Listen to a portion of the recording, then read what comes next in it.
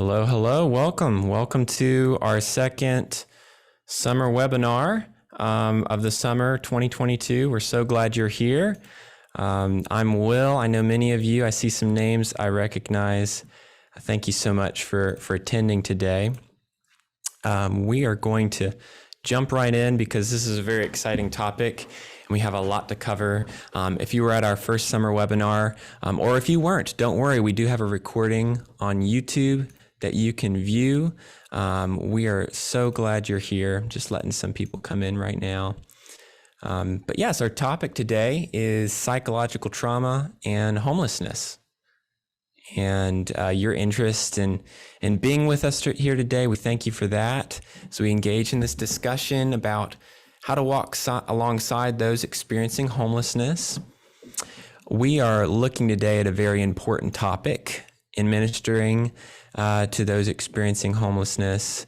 If you've been in this work, if you've volunteered with us or just followed along via our newsletter or emails or what have you,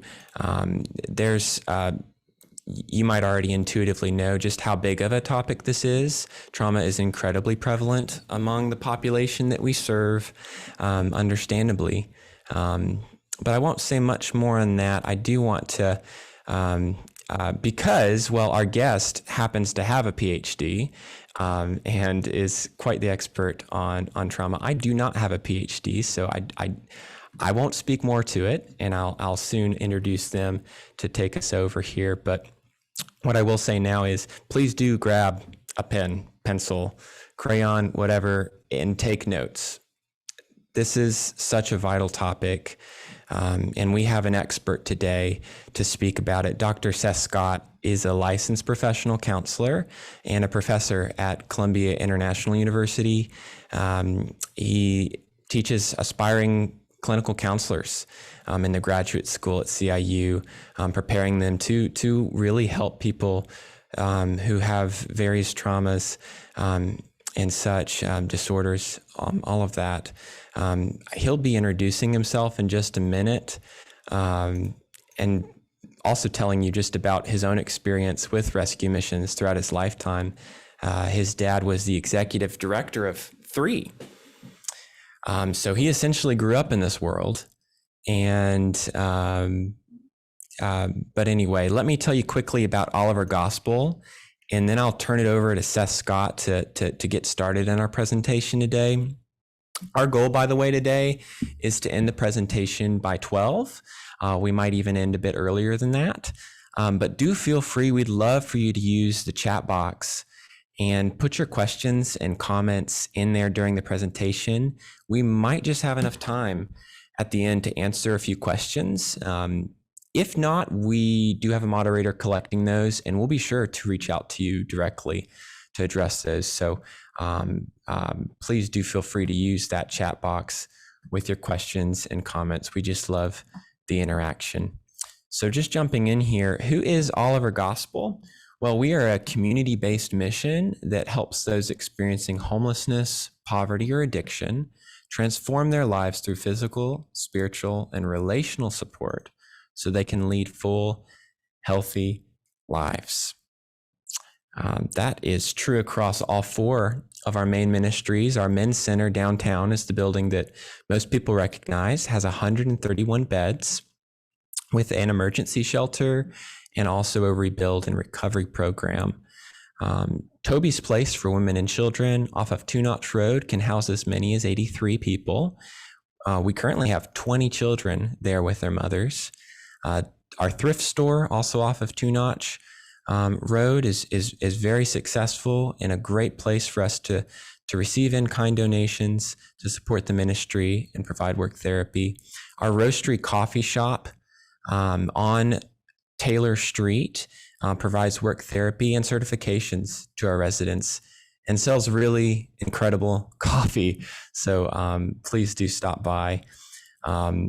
Reverend Robert Oliver founded Oliver Gospel in 1888, 133 years ago, if my math is right. We are the 6th oldest rescue mission in the country. And believe it or not, he was a reverend and a real estate agent. He would drive down Main Street with his wagon, handing out clothing and such, and while preaching the gospel as he went. He actually died a year after the program at the building downtown began. His wife, Mary Oliver, continued the ministry for 20 years, actually living full time at the building downtown. It's an incredible legacy, and it's why we're called Oliver Gospel Mission. Oliver for our founders, and gospel because the gospel is at the center of everything we do, and we believe it truly transforms lives, just like Robert and Mary Oliver believed that it did. We are guiding those in need from desperation to transformation. We do that by exercising empathy, compassion, and love to any and everyone who comes to our door seeking help or assistance. Our mission is to engage and transform lives through the power of Christ's love. My favorite word, as many of you have heard me say, is together. And that's why it's in all caps on your screen now. We really do believe here at Oliver Gospel that whatever obstacles a person might be facing, a significant relationship is the most important part of their recovery and transformational journey. And with some 900 homeless last time it was counted in Richland County alone, and believe me, we have people coming from out of state to stay at Oliver Gospel Mission. We need all the help we can get, and that's why that word together is so important. So after the presentation today, if your heart is so moved, would you consider volunteering with us? We're donating on a automated monthly basis. I'll have some contact information at the end that you can use to make that step, and it might even pop up in the chat box here in a moment, just some links for you. But that is just kind of the quick overview on Oliver Gospel Mission. I'd love to talk with each and every one of you further. Please feel free to reach out. But for now, let me turn it over to our guest speaker, Dr. Scott. He's going to introduce himself and then begin our conversation today. So Dr. Scott, I'll hand it over to you. Great, thank you, Will. As Will noted, I grew up in rescue work. So my father started at Goodwill Homes and Missions in Newark, New Jersey in 1980. I was born in 1981, so I'm from the Metro New York area. And from there, my dad went into Yonkers Gospel Mission and then Market Street Mission, where he still is. And then he founded Jersey Shore Rescue Mission as well in the late 90s, early 2000s. So growing up, kind of going with my dad to and from rescue missions, spending time interacting with men in the program was an important part of my upbringing, recognizing that God made us in his image and that we all have different directions and trajectories in life, but that the redemption story is critical across everything that we do. And so seeing the impact of addiction, seeing the impact of mental illness firsthand was a key piece for me. My dad wanted me and my two older brothers to go into counseling and be able to work alongside him in rescue work, and none of us wanted to do that. I decided I wanted to go into missionary aviation and then missions, and was involved in missions for a while. I met my wife in Bible college and we went on the mission field in Ireland, but quickly realized that we needed more training to work with people. And so I went and got my degree in counseling, started doing more clinical work in the Boston area, and quickly kind of got trained in a whole bunch of different areas in addiction and trauma in crisis work, because that's what's presenting in the world around us. And then went into education. I've been teaching, this is my 10th year, just finished my 10th year teaching, and also providing private practice. So ironically, while my brothers and I didn't want to go into rescue work, a lot of us we're all involved in some aspects of counseling. So I have a private practice, I train counselors. My next brother works in foster and adoptive care, providing therapeutic engagement through outdoor recreation. And then my oldest brother actually works with my dad at Market Street Mission in New Jersey. And so kind of this history, this trajectory has been interesting. A lot of my research and what I do now is around the issues of identity, trauma, and spiritual formation. And so some of what we'll look at today comes out of this research, clinical experience, and academic experience that I've had in doing trauma and working with people in trauma. So some of our plan for today, the framework for what we hope to learn, is recognizing and distinguishing how our worldview influences how we think about and understand what is mental health, trauma, addiction, and homelessness. We also need to be able to construct some sort of framework to be able to understand and organize how we view the person so that we can engage treatment. And I'm going to argue that we view the person holistically, from biological, psychological, social, emotional, and spiritual. Well, those 5 areas are critical. And then based on that, we want to develop this means for incorporating evidence-based treatment to address the whole person. So homelessness is a symptom of one aspect. If we just address symptoms and don't deal with core, we end up just seeing new symptoms come out. And so that's part of what, as Steve Jobs noted, if we define the problem correctly, we almost have the solution. And so one of the things that we've discovered is historically, and even currently, mental health and addiction have been inappropriately, the problems have been inappropriately identified. And so we want to make sure that we have a biblical model for understanding and defining the problem. And we want to make sure that we present and define the problem in light of God's design. And so that's part of how we want to make sense and explain this understanding of mental health and addiction. It's bigger than just a biological issue or a moral issue. We look at the whole person so that we understand it all together. And so that brings us kind of into this trauma. We're going to look quickly at understanding trauma and then back into a whole person view. So Judith Herman, in her kind of critical book on trauma and recovery, says that to study psychological trauma is to come face to face both with human vulnerability in the natural world and with the capacity for evil in human nature. To study psychological trauma means bearing witness to horrible events. So when the events are natural disasters or acts of God, those who bear witness sympathize readily with the victim. But when the traumatic events are of human design, those who bear witness are caught in this conflict between the victim and the perpetrator. And it's morally impossible to remain neutral in this conflict. The bystander is forced to take sides. She says it's very tempting to take the side of the perpetrator because all that the perpetrator is asking the bystander to do is nothing, right? The perpetrator appeals to this universal desire to see, hear, and speak no evil. But the victim, on the other hand, asks the bystander to share the burden of pain. A victim is demanding action, engagement, and remembering. So this study of psychological trauma that we have to look at must constantly contend with this tendency to discredit the victim or to render him or her invisible. And so we have to seek to bear witness and take action with that person. So what does that mean for our worldview and the role of our biblical worldview? Diane Langberg, in her book on trauma, says that trauma means living with the recurrent tormenting memories of atrocities witnessed or borne, and that memories infect victims' sleep with nightmares, destroy their relationships and their capacities to work or study, torment their emotions, shatter their faith, mutilate their hope. It's this fracturing of self. And so the solution, as Albert Camus unwittingly acknowledged, is that the only solution to an understanding of why is there pain and suffering in the world is that only the sacrifice of an innocent God could justify this endless and universal torture of innocence. Only the most abject suffering by God could assuage man's agony. And as Keller notes, that's exactly right.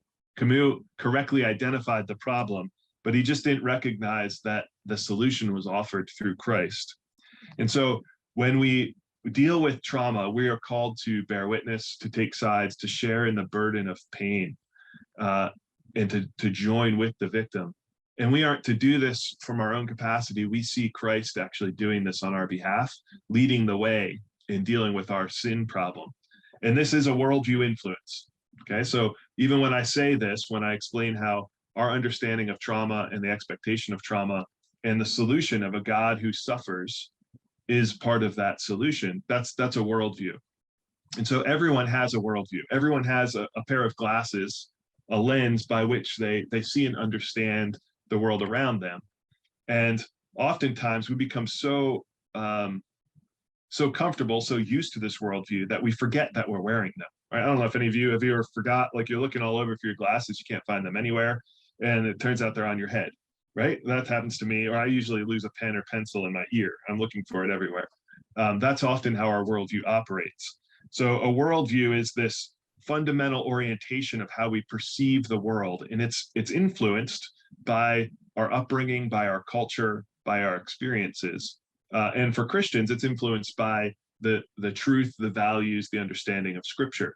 However, as much as we would like to say that our worldview is biblical and only informed by Scripture, as we read and seek to understand Scripture, our lens for even taking in Scripture is influenced by our worldview experiences, by the life that we have around us, by the things that we see and experience. So James Sire, he has a couple of critical books on worldview. He says that our worldview is not precisely what we may state it to be. It is what is actualized in our behavior. So we live our worldview where it's not our worldview. So for example, we might say, as I taught undergraduate students at a Bible college, I would ask them, you know, what is your worldview? And they say, well, I have a biblical worldview. It's like, all right, well, what does that mean? Well, it means that I view the world the way that God views the world. Say, all right, let's test this.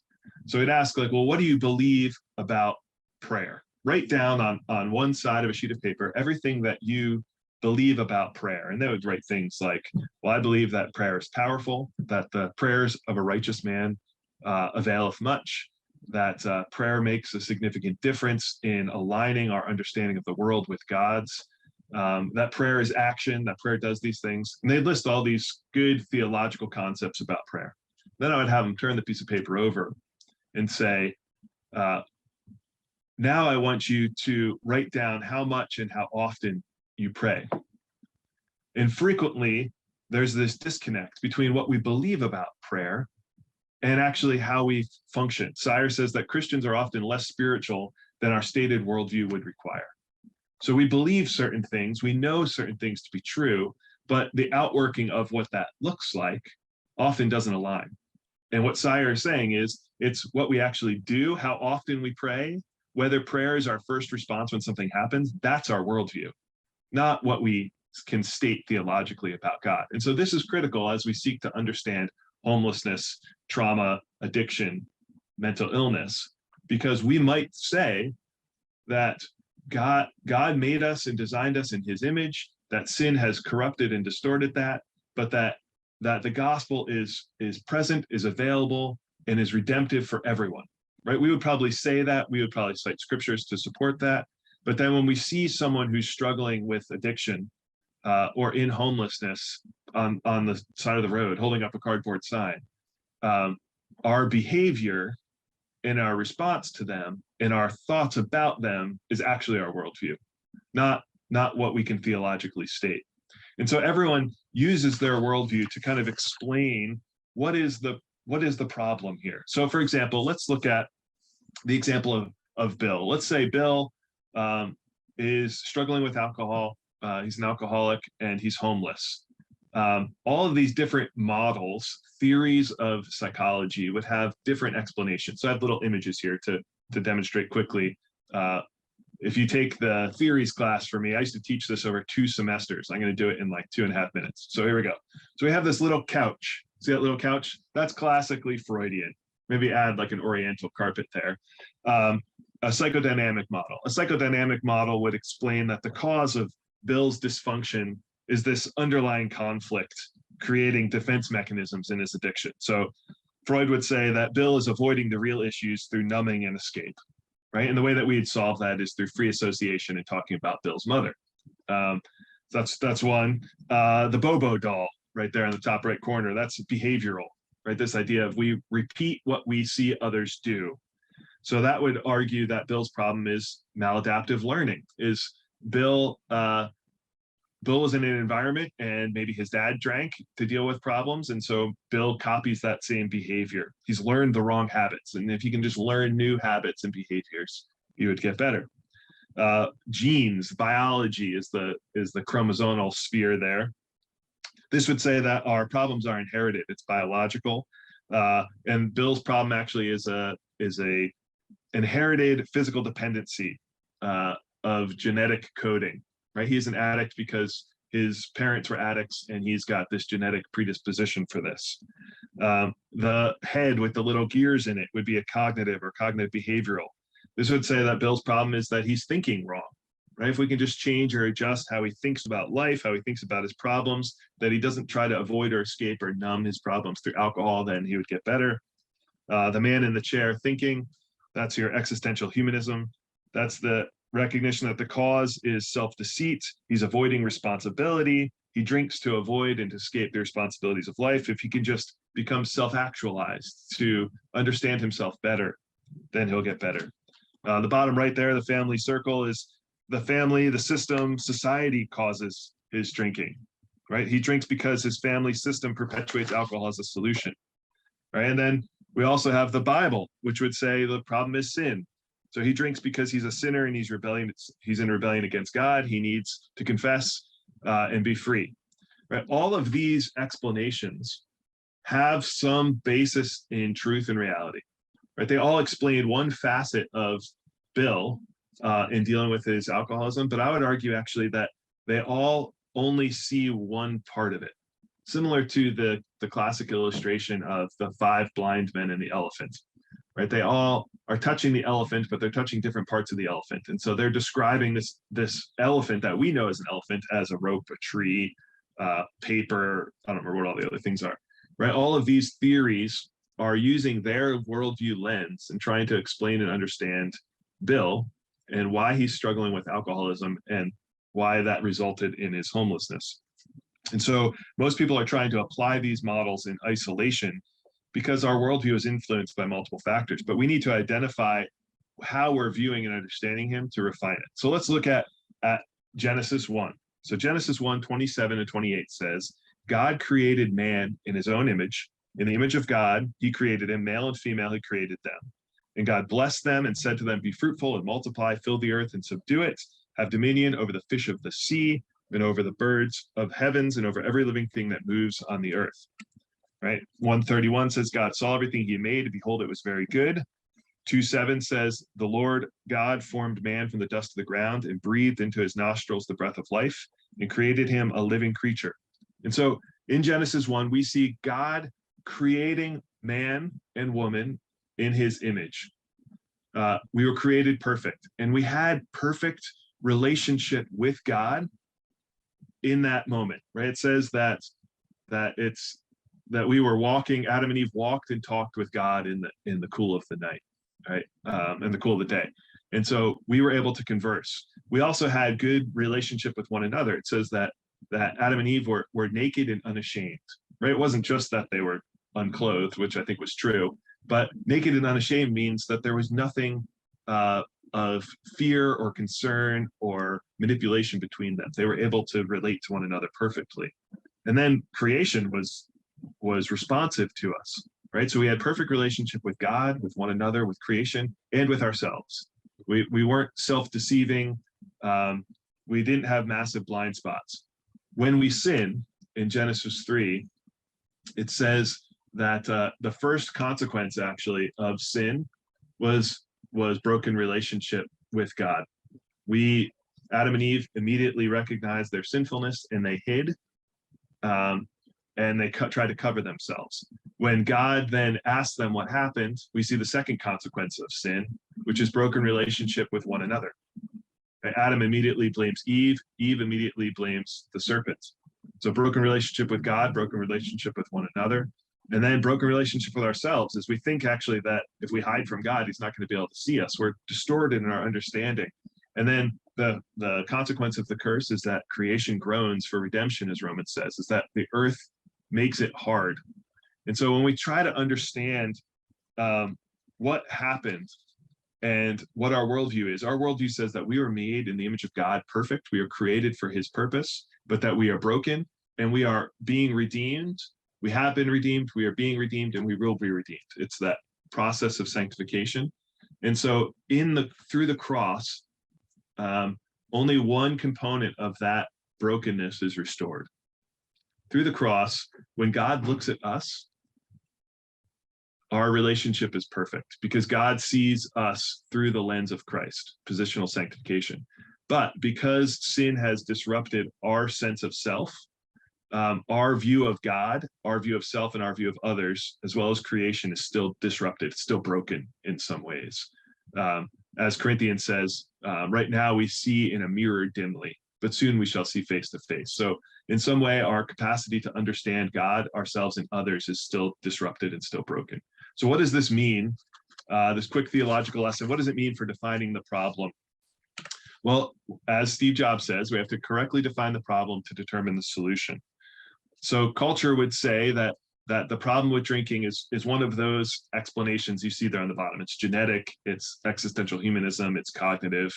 But we would say that because we are made holistic in the image of God, we are not just spiritual beings. That's Gnosticism.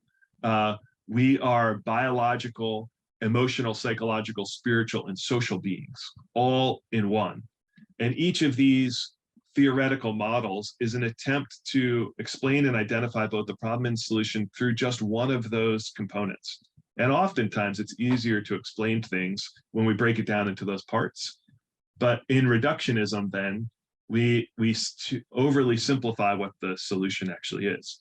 And so the problem for Bill, the problem with alcohol, as one example, is not alcohol, right? The opposite of addiction is not sobriety, right? The opposite of addiction is connection in relationship.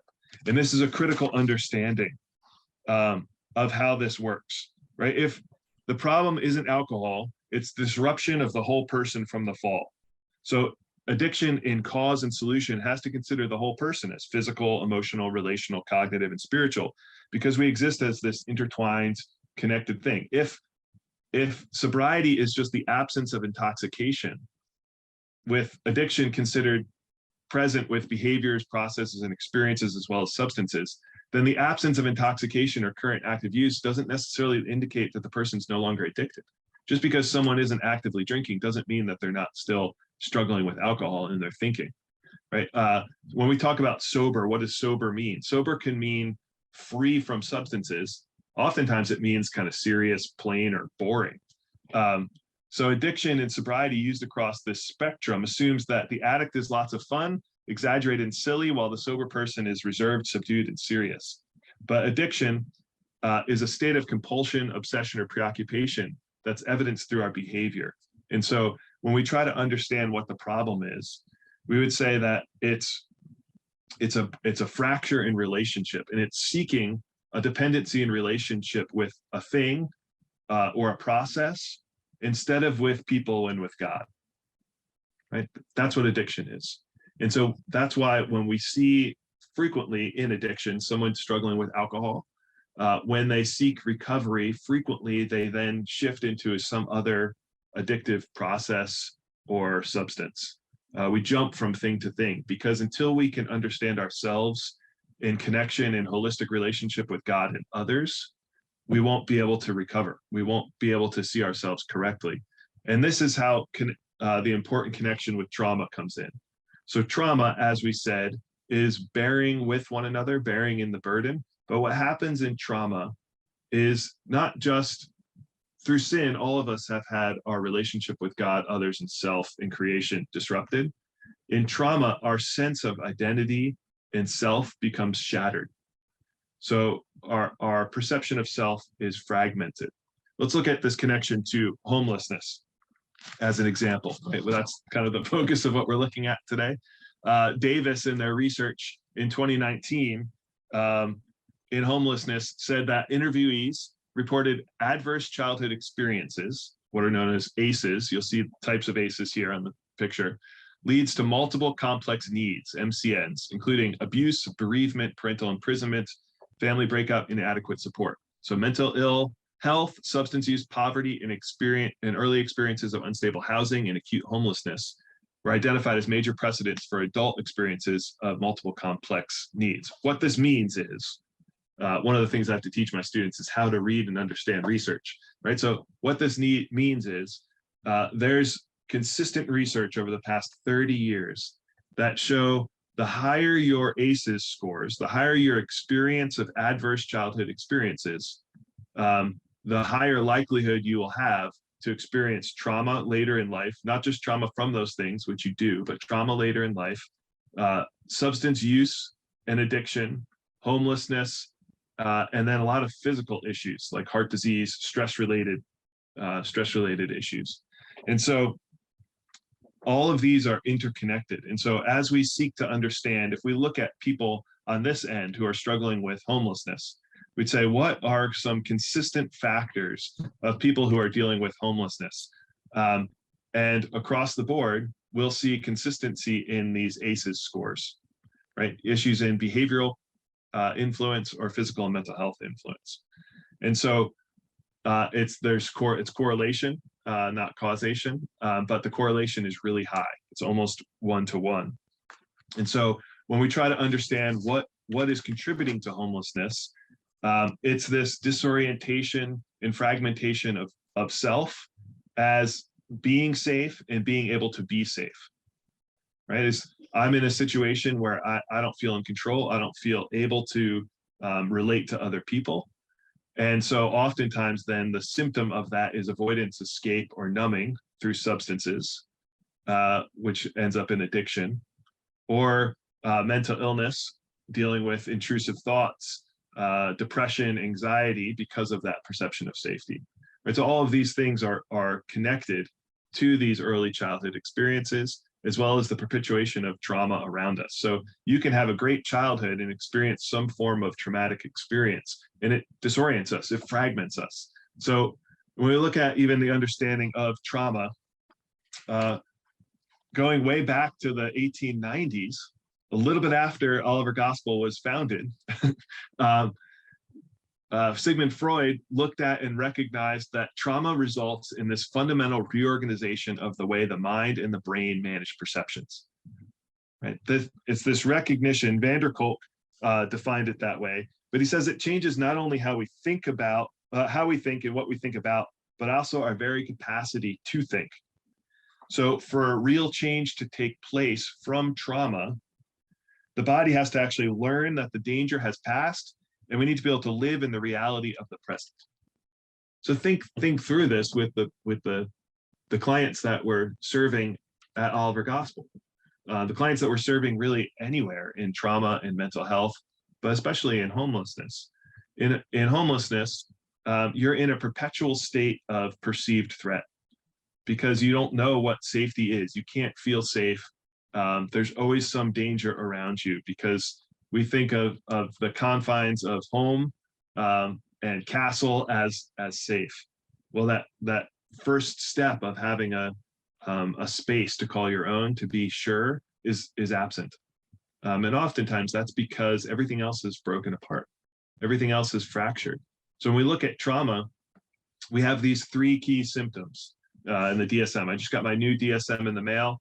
It was not the greatest use of $100, but it's now in color. So if you're looking for the new DSM, but the 3 key pieces that the DSM acknowledges are hyperarousal, intrusion, and constriction. So what this means is in trauma, what happens to us is the parts of our brain that keep track of episodic memory and emotional experiences. So think back to the joy of your 5th birthday. You can revisit the emotional sensation and the enjoyment of that 5th birthday. But we all know that was our 5th. That was a long time ago for me. Maybe not so long ago for some of you, but that was a long time ago for me. And I can still experience that. I can have emotions tied to that. But I know that event was a long time ago. In trauma, our brain actually fragments our memories and our emotions. And so instead of having both memories and emotions connected to one another on a consistent timeline of past, present, and future, it ends up being free floating and kind of just stuck up there.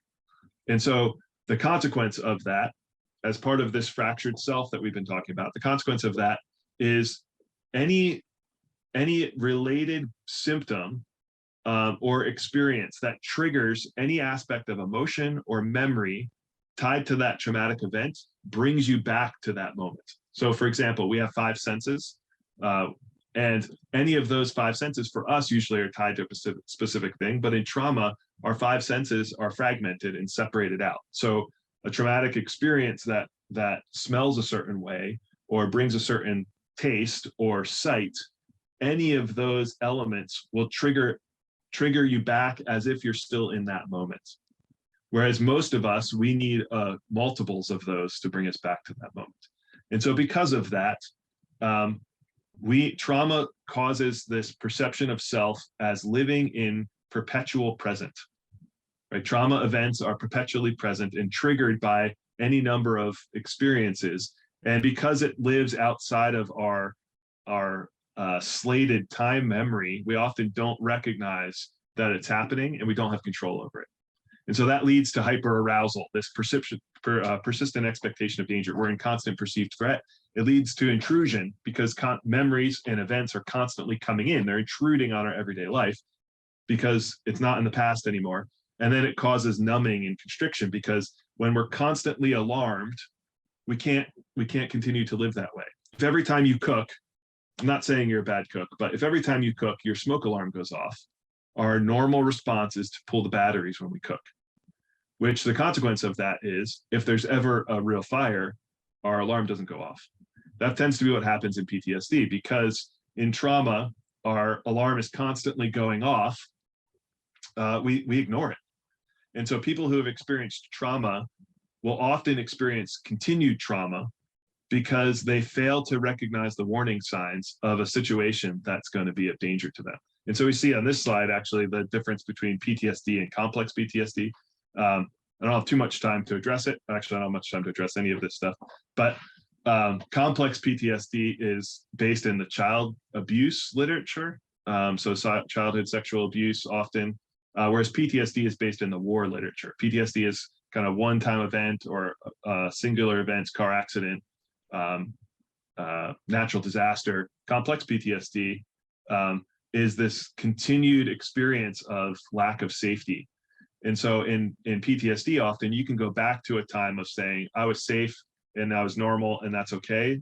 Oftentimes in complex PTSD, your sense of self is so disrupted because there is no safe time or space. And so when we see homelessness and trauma and addiction, frequently what we're seeing is complex PTSD.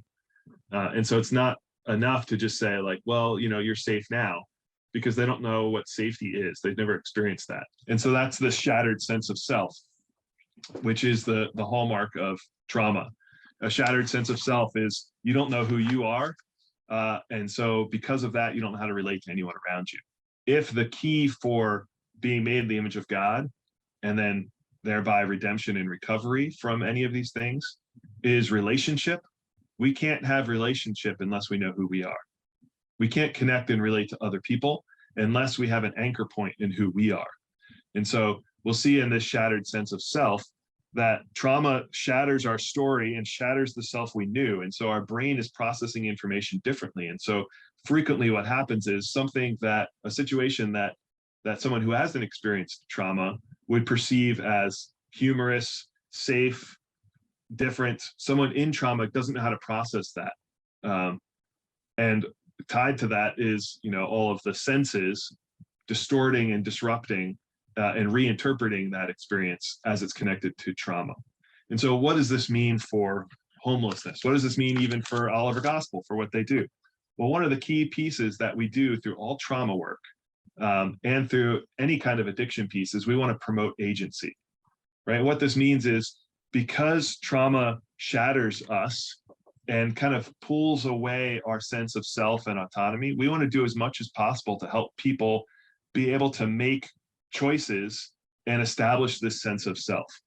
And so in treatment, this means that instead of telling somebody, well, you're going to come this day, do this thing, experience these things, you give safe choices and say, all right, well, what out of these options, what is good for you?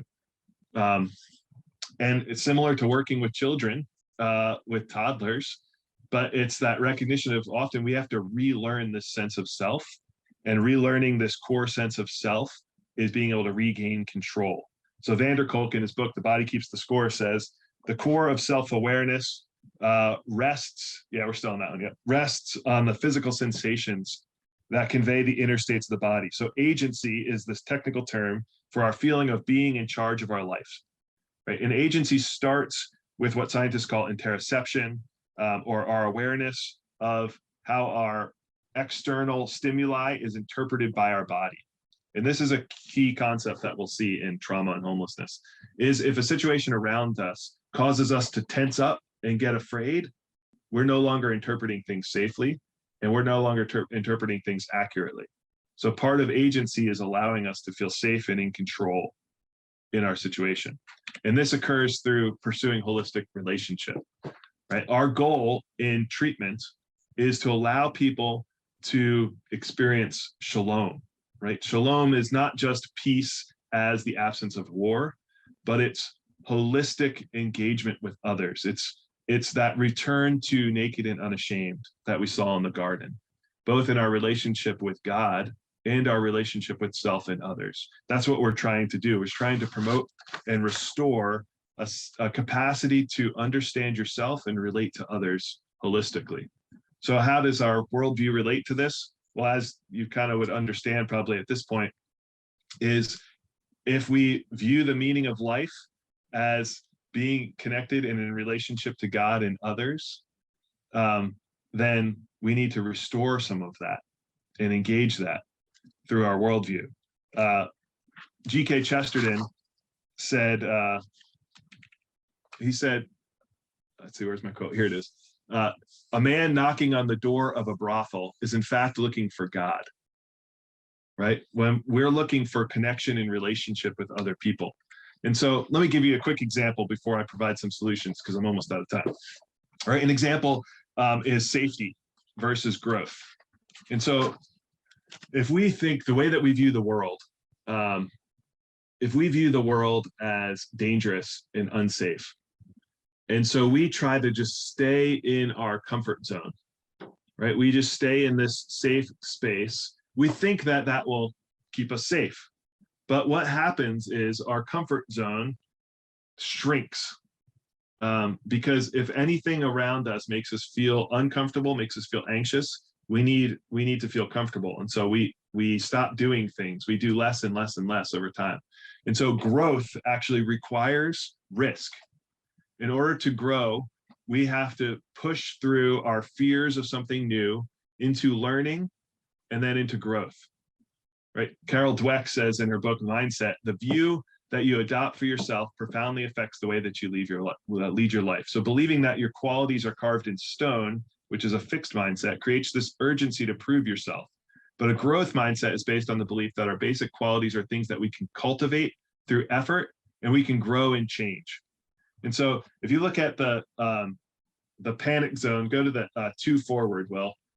Yeah, right there. So you see that frequently we exist in attempt for comfort. It feels safe and easy, but a child that doesn't grow dies, right? If we stay in comfort and don't try to learn anything new, we quickly become obsolete. But trauma often prevents us from being able to experience life, because our perception of what is dangerous, of what is panic on the outside, we perceive as fear, right? And so what we need to do when we work with people is help them feel comfortable and regulated to be able to push through that fear zone into learning and growth. That's part of our job in walking with people, is being able to say, we can do this. And when panic happens, which it will, we learn how to regulate back to growth. So let's look at how we do this. Stress, right? Everyone experiences stress, but what is it? Why do we experience it? Well, I'll explain it this way. Are you 100% safe right now?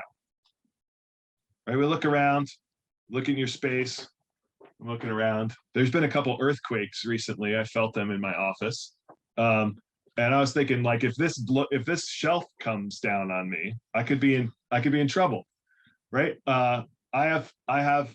Fortunately, I'm on the second floor, but if I was on the first floor of the seminary, everyone's office on the seminary looks like this. And so if I was on the first floor, not only would my books come down on me, but everyone above me's books would come down on me too. I'd be death by library. And so when we think through that, oftentimes, especially in the past couple of years with COVID, we ask this question of, am I 100% safe? Frequently, our response is no. We don't feel safe, but there's a difference between whether we feel safe and whether we are safe. I can guarantee you that you are all safe right now. You're safe, you're alive, you're functioning. But the things that we perceive as being unsafe causes our brain and our mind, our anterior cingulate cortex, to signal that we're not safe and put our body into threat response. And this is important. Okay, so our threat response is when we perceive things as unsafe. The example that frequently comes to mind is the mom seatbelt. Probably more of us are injured by the mom seatbelt than anything else. The mom seatbelt is when you're driving down the road, mom is driving, and something happens and mom's arm comes across you in the passenger seat, right? The mom seatbelt. My seatbelt as a passenger already constrained me, but frequently I'd be bruised by the mom seatbelt coming across because mom perceived a threat. Or when I learned to drive and I was driving and my mom would go, like that, right? I'd freak out because I'd be like, well, what is she responding to? That was threat response, right? My mom's threat response, maybe it was more heightened when I was driving than when she was driving with me than when I was driving by myself, right? All those gasps, when you're trying to drive and you're like, what's wrong? That's threat response. We perceive things as threat. Well, when that happens, when we perceive things as threat when they aren't, it's activating the same system. Our brain can't tell the difference between whether we think we're safe or think we're not safe and whether we're actually safe or not. Our brain can't tell the difference between a picture of a bear and a real bear. It goes into fight flight response regardless because it's safe, better safe than sorry. And so what's happened in the world around us, what trauma does is it fragments us and it causes us to go into threat response all of the time. And our culture around us has caused us to go into threat response all of the time. And so we perceive the world as less safe, which then is contributing to this over-arousal and the need for avoidance escape through addiction, and the lack of capacity to build relationship through trauma. So what is help then? What does this look like? And so if we're working with people, we would recognize that there's lots of things that we can attempt to do. Right, we can try to solve their felt need. We can try to provide housing. We can provide clothing, food. But I think Ripken gets this right in his book, The Insanity of God. He says, so many people with similar stories desperately needed more help than we were prepared to give. This may be the case at Oliver Gospel, right? There's only so many things, so many beds available, so many things we can do. But he recognized that what they wanted even more was for someone, anyone, even a stranger, who is still trying to learn their language, to sit for a while and just sit with them. Let them share their stories. Ripken says, perhaps I should have known this, but I was amazed to see the power of human presence. In my pride, I thought I knew exactly what these people needed, but I never would have thought to put conversation or human connection on my list. Right? He says many of them had lost all sense of their own humanity. Sometimes we listened to their stories. Sometimes it was enough to remember that they had stories. But doing that, we were saying to them that they mattered. We were saying that they were important enough to be heard. So just by listening, we could restore a measure of humanity. Our greatest enemy is lostness, right? Lostness is the terrible enemy that Jesus commissioned his followers to vanquish with his battle strategy he spelled out for them in Matthew 28:18-20. Right? He said, we're lost from relationship with God. We are lost from relationship with one another. The function of the body of Christ is to restore relationship with God through relationship with one another. We are to be unified as the body and to represent Christ to the world in connection through relationship.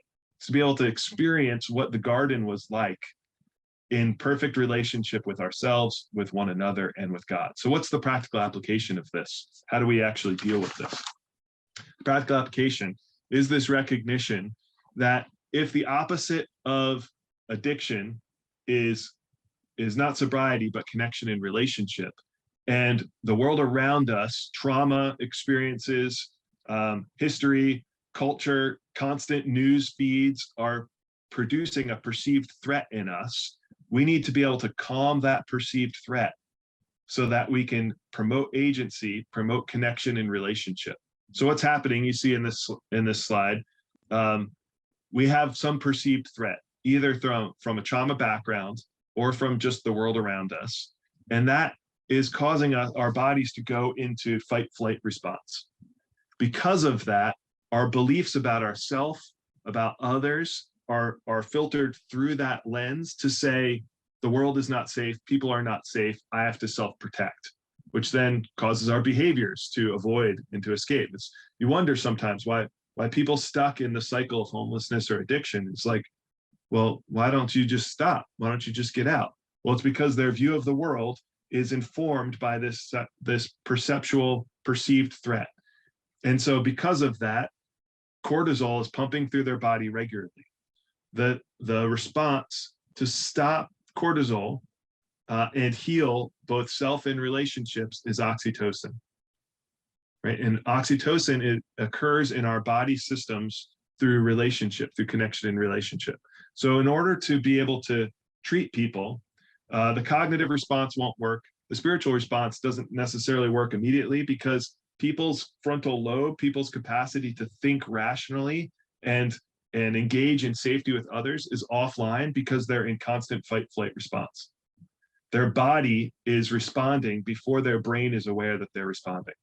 And so it's important to recognize, while sin has impacted our bodies, as sin has impacted the world, our bodies actually are functioning as they're supposed to protect us. We just don't need to be protected from people around us all of the time. And so part of our first response as people helpers to engage those in need is to interrupt their threat response so that they can put their defenses down and they can engage and discuss. So I have a kind of slew of options for interrupting threat response. Basically, anything that activates the vagus nerve will interrupt the threat response, because the vagus nerve runs along your central nervous system and is what shifts from sympathetic to parasympathetic response. Sympathetic response is fight, flight, automatic. Parasympathetic response is restoration from that, recovery. And it's when our frontal lobe starts engaging and we can think. So we have a couple different options here. There's more notes in the background slides on this, on how to do each of these things, but let me give you two examples. First one is peripheral vision. For some reason, this works, right? Part of it is when we're in trauma, when we're in crisis, we can only see what's directly in front of us. And so if we can have people expand their vision, it actually is like a hard reset on your computer. It's Control-Alt-Delete on your computer to reset you. So you do this by focusing on a spot about 10 feet away and put complete focus for 5 seconds. And then you soften your focus and start to, while still looking ahead, engage your peripheral vision. This actually will do that hard reset. So it's a good practice. You can do it. You don't even need your hands up. You can do it when you're overwhelmed. Another one, though, that is the most effective, you actually can't be stressed while doing this, is if you can self-regulate through pelvic floor relaxation. Pelvic floor relaxation are the muscles in your pelvis through which your central nervous system and your vagus nerve go. And so basically, for women, this is reverse Kegels, right? Kegels is tightening those muscles. For men, it's the same muscles that we need to, if we were to stop peeing midstream, right? Tensing those muscles, if we can relax those muscles, that's your pelvic floor. And so this takes a lot of practice. So I recommend people try it a couple times a day, practicing this, because it needs to become muscle memory. So that when you go into fight flight, your body automatically regulates through pelvic floor relaxation. And when you do that, you're able to then think. And so what that means for us in treating people in trauma, in addiction, in homelessness, is if we can teach them some of these skills of self-regulation, they can see the world through clearer eyes. Their trauma responses, their distorted lenses of fractured self are not driving their self-perception anymore. And when they can connect in relationship, their body will actually produce oxytocin, which is a healing and recovery chemical and allows us to bond in relationship, right? Trauma is like all that gunk that got in your Velcro shoes as a kid and they didn't work anymore. Right? Oxytocin is fresh Velcro. allowing us to connect. And oxytocin also produces this, what's called salutogenesis. It's this meaning for life. And all of the research ironically mimics, it's not ironic, it's intended, right? It demonstrates what God designed in scripture, is that we are made for relationship, and that we have to have connection and relationship with one another, with ourselves, and with something bigger than ourselves to make it through life, right? There's the comprehensibility, manageability, and meaningfulness. It's this understanding of, why do I matter? Who do I matter to? And who am I? That occurs through a sense of coherence, which is fostered through connection and relationship, which produces oxytocin, which allows us to bond better, which allows us to bond better, it's this vicious positive cycle of connection and relationship. Trauma and disruption and addiction disrupt that capacity for oxytocin to fire by introducing cortisol, right? We need connection and relationship. So we need to help people put down those walls through physical regulation and through activation of the vagus nerve to shift from sympathetic to parasympathetic response, because we want to build resilience, right? We can prevent trauma by building resilience. Two people can experience the same negative situation and not have the same consequential response. And so we do that by having this sense of coherence, this capacity of, who am I? Why do I matter? What am I for? And the gospel provides that for us. Our biblical worldview says we matter to God because we are created in his image. We matter to one another because we are made for relationship. God restored the capacity for relationship with him, with one another, with ourselves through the cross. And we know he has the power to do it through the resurrection. And we know that this life is not, in its brokenness, is not all there is, because he is the first fruits of our resurrection, and we can follow him. So as we work with people, we want to be able to have this holistic view where they're not just dealing with spiritual truths, but that they're dealing with their physical life too. Right? We see Elijah depressed, potentially suicidal, and God's first response to him is, Elijah, eat some food, have some water, take a nap. Right? D.A. Carson said that sometimes the most spiritual thing we can do is take a nap. I don't know about you, but when I'm tired, my theological rationality and my relational skills are gone. I'm just grumpy. And I'm not spiritual then. It's not a spiritual issue. It's a physical issue. My body is worn down, but then its symptomology is sin, is spiritual. And so we need to look at the whole person. And as we deal with homelessness, as we give people back agency and capacity to resolve some of the trauma, we need to do it across all of their sense of self: biological, psychological, social, emotional, and spiritual. We need to cover all of those different things. All right, so in summary, I went really fast. In summary, there's like multiple 3-credit grad classes for each of these slides. So the goal of recovery, and the way that we experience redemption is not just some spiritual thing that we await. God made our bodies to matter, and we know that because he sent his son in physical form to redeem us. And he redeemed his own son through the resurrection. Christ still has a body. Our bodies matter. And so what that means is we need to relate to one another through our physical selves and deal with and acknowledge all aspects of self. And so relationship with God can occur because of Christ.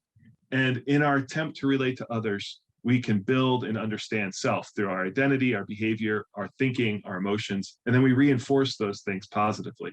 So how do we do this? What's the takeaway? My takeaway to you is going back to that regulation slide and learning how your sense of self is experienced, so that when you're feeling overwhelmed, when you're feeling tense, that you can regulate. So looking at the autonomic nervous system, looking at the perceived threats, and being able to safely say, look, I need to connect in relationship to you. So we are made in the image of God, and we are made for a relationship. All right, so there's a lot more there, but I'll turn it back over to Will, because I went over time. That was amazing. Man, if we were not virtual right now, there'd be, I would think, a round of applause. That was fantastic.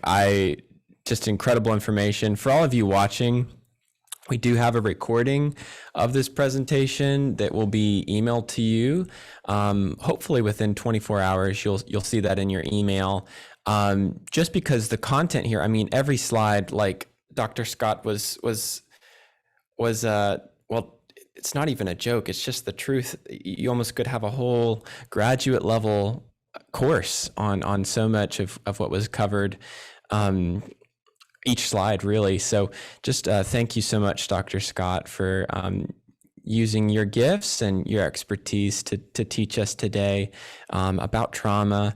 I'm walking away with a lot of understanding, lots of things I want to think about and put into practice for my own self, and just even how I'm relating to and helping others.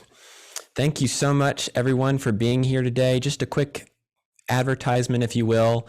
July 20th, we have another one of these. If you've been enjoying our series so far, please join us for our next webinar, especially in light of the just kind of economic situation right now. This is a really timely webinar. We're talking about ways to give more tax efficiently. I'm the philanthropy officer at all of our gospel missions, so maybe if that sounds boring to you, I'm telling you, it is just fantastic information. It is not boring at all. Really, there are so many different ways, donor advised funds, for instance, that one can give in a way that, really saves you more money and gives you the opportunity to maximize your giving so that you can see more impact and more kingdom work being done. Feel free to register for that. And just thank you again for being here today. We'd love to hear from you, your thoughts on today's webinar. Give us a call, send us an email, visit our website. If you'd like to get in contact with Dr. Scott, or maybe learn more about Columbia International University, where Dr. Scott teaches, and the programs that they offer there, I'd be happy to get you connected with them as well, and with Dr. Scott. Thank you so much for attending. We're going to conclude, and just so grateful for this time together today. I hope you have a wonderful rest of your day, and we'll see you next time. Bye-bye.